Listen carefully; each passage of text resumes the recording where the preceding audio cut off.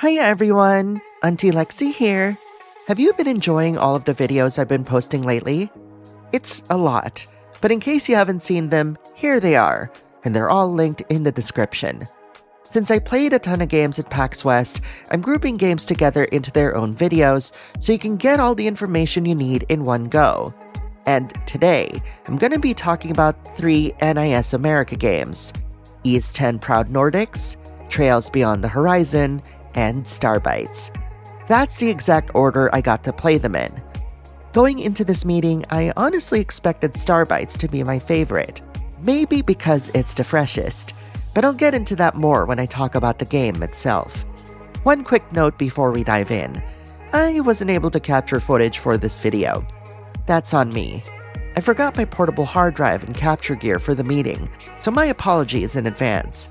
So all of the footage you'll be seeing here are from existing trailers. All that said, let's get into the games. The very first thing I told NISA was that as soon as Falcom announced Ys 10 Proud Nordics, a good portion of you said that you'd hold off on buying Nordics just to wait for Proud Nordics. And while NISA admitted that they were a little surprised by both Falcom's announcement and your reactions, they were genuinely excited to hear so many of you plan on picking up this version, because it really is a step up from the original. First and foremost, we're talking about 30 hours of new content and an entirely new region to explore. This new area lets Falcom dive deeper into each character, leading to much stronger character development than before. And no, this isn't filler. It's significant material seamlessly woven into the main story. If you never touched the original, which will be the case for a lot of you won't even notice what's new, and it'll just feel natural. But the biggest and most important change is in ship navigation. One of my personal criticisms of the original was how sailing slowed the game's pacing to a crawl. The series has always thrived on fast, responsive action combat, so being told to board the ship and sail the seas often killed that momentum. You had a boost function and wind currents that let you chain your boosts indefinitely, but even those weren't enough. In Proud Nordics, ship combat is the key to fixing this. Instead of only rewarding you with materials and items, battles now unlock new wind currents that speed up your travel. On top of that, the base sailing speed definitely seemed quicker than before. There were moments I had to reroute around reefs and land masses, and it just felt smoother and faster overall, a subtle but important improvement. There are other additions I got to try as well, like new traversal methods and combat skills. But these two, the expanded content and the ship navigation overhaul, stood out the most. Even without playing the full game yet, I can already tell that they'll have a major positive impact on the Ys 10 experience, and that has me excited to dive into Proud Nordics, even after playing the original. Ys 10 Proud Nordics is scheduled for early 2026 on Switch 2 and PC. I didn't get a chance to ask why it's only coming to Switch 2, and honestly, I walked into the meeting not knowing the platforms ahead of time, so that's on me, you guys. Next, I got to play Trails Beyond the Horizon. I first jumped into a boss battle, and, well, it's Trails, y'all. And I don't mean that as a negative. RPGs are notoriously tough to demo on a show floor because they're built for long stretches of play, which doesn't exactly fit into a quick 30-minute session. So we stopped midway through the boss fight and switched over to some general overworld gameplay, only to get stopped by more cutscenes. So yes, Trails fans, if you love the series' trademark wordiness, it's still here in full force. As I was playing through the demo, I couldn't help but think about Trails in the Sky First Chapter coming soon, and if you've seen the gameplay, you can already tell. The vibe between the two games couldn't be more different. Beyond the Horizon continues the tone and motif already established in the more recent entries, while First Chapter's visuals feel inviting, vibrant, and surprisingly fresh, even though it's a remake. You'd be forgiven for forgetting that First Chapter is running on the exact same engine as Horizon. Still, despite those differences, I'm really curious to see how the events of Beyond the Horizon will unfold, especially since, at the time I'm recording this, Falcom hasn't definitively said whether this entry will wrap up the current story arc.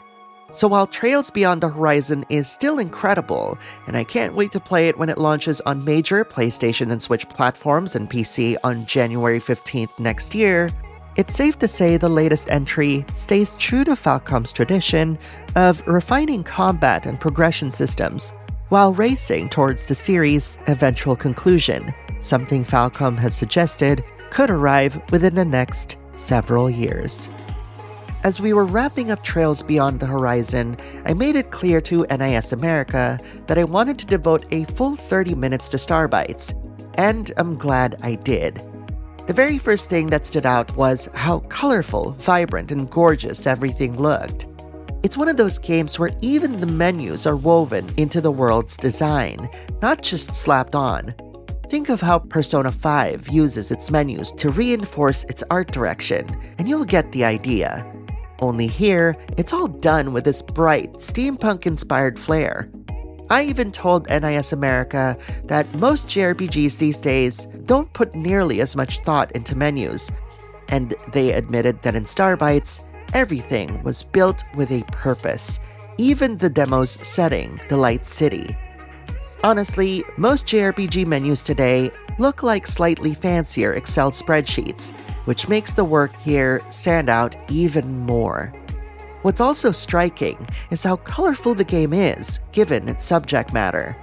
The world itself is pretty dire, but against that backdrop, you've got these bright, energetic characters, and that contrast makes for a really interesting style choice.